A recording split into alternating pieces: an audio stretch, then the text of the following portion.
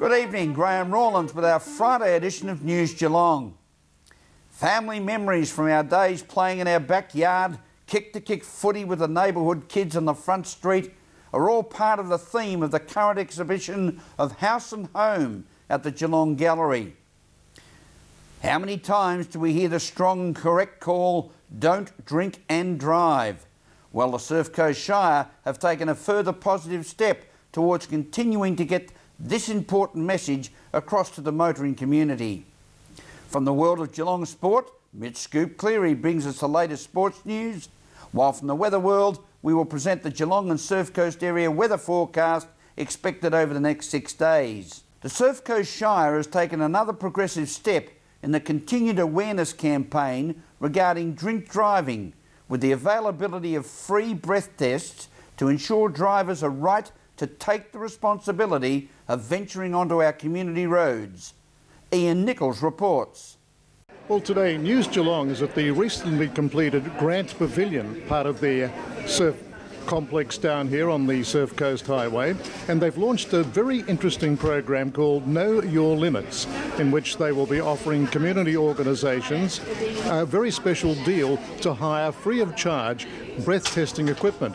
This program is being conducted in association with the TAC and the Victoria Police, and today we're speaking with the Surf Coast Mayor, Councillor Brian McKittrick, and the Acting Chief Executive Officer of the TAC, Claire Ames. Yes, as a police officer and the Mayor of the Surf Coast community, look, it's a great initiative for the Know Your Limits program. It's been identified through TAC research that a number of people unaware of how to adjust or how to identify the amount of alcohol they've consumed before driving. And there's a great program where members of the community can hire the preliminary breath devices, which is the same as the Victorian Police's devices, and utilise them through if they're at a 21st or a function. So it's a great idea. But look, the main message as well is to, if you think you're going to drink, don't drive, and don't take your vehicle, or find another alternative to get home that night. But it has been acknowledged that some people will have a drink and they have absolutely no idea what one standard drink is or just how much alcohol they've consumed. So this is where the TAC have had a lot of experience in education programs.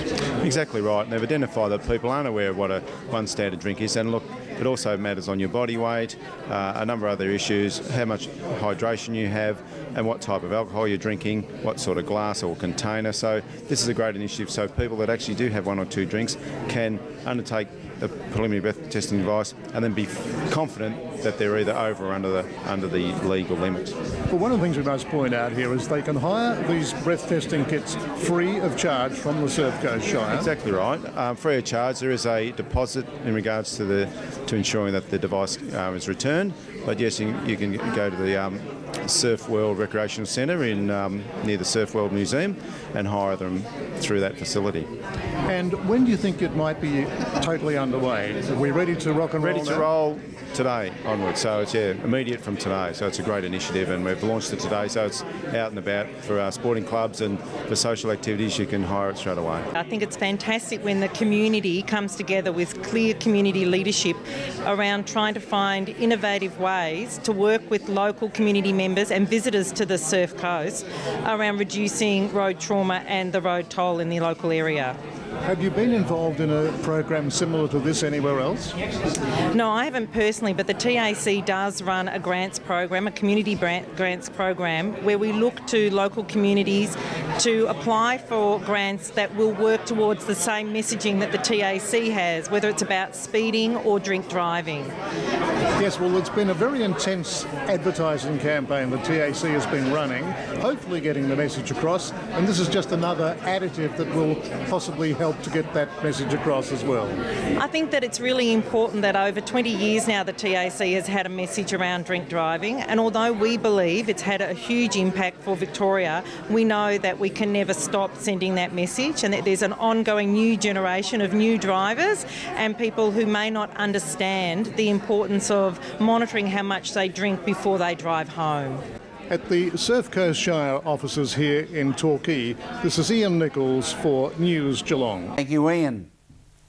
The Geelong Gallery provides many outstanding exhibitions throughout each year, and one of the current ones is a sculpture and photographic exhibition, House and Home, which explores the relationship between memory, childhood and home, including an almost life-size wooden plane, as Ian Nichols reports. We're down at the Geelong Art Gallery again, where local artist Malcolm Bywaters is giving a floor talk on the latest regional artist program called House and Home. This one's a little bit different though. There's a huge model of a biplane you can see in the background, and we're going to ask Malcolm just how his fascination with aircraft, vintage aircraft of this type, took place. Malcolm, it's not very often that we get an artist actually giving a floor talk as we have today. Well, Ian, the Geelong Gallery does this as a regular event, so they do it for all their shows, and as I commented at the floor talk, I think it's a way of making fine art less alien, and people are able to then hear the artist talk about the work, ask some questions, which is great, and get some triggers and some inroads into the artist's thinking. So it's a good way of not so much educating the wider community, but I think actually making contemporary art more approachable. Well, I heard in your floor talk you lived very close to the Grampians in Western Victoria, and when you're a little tacker, or not so little, 7 or 8 years of age, a plane landed on your property, and that seems to have triggered something for this House and Home exhibition. It certainly has. There was a tiger moth that landed on a very wintry day when I was about 7 or 8, and they took me for a flight, and they put the side flap down on the cockpit, and so I was able to look out through the side cockpit into the greenery of the landscape around me, see the family farm, and it was very much, for me, it's a memory and a triggering memory of House and Home and of my own childhood. Hopefully I can use that trigger for the people when they come here to visit the exhibition to see, to feel memories about their childhood through mine. Yeah. Well, it's here till the 29th of July, so we would invite as many people as possible to come down, because this is, we've never seen an exhibition quite like this one. Thank you. Yeah, we are open, the gallery is open 10 a.m. to 5 p.m, and that's 7 days a week. And yes, I look forward to people's response, as yours was when they come into the Max Bell Gallery and they see this rather large biplane, and hopefully it does trigger memories of childhood, family, house and home. At the Max Bell Gallery here at Geelong Art Gallery, this is Ian Nichols for News Geelong. Thank you, Ian. As we go to a break in this Friday edition of News Geelong, don't forget you can Twitter us on our Twitter account at NewsGeelong31 with your thoughts and comments, and also on Facebook, www.facebook.com/NewsGeelong31.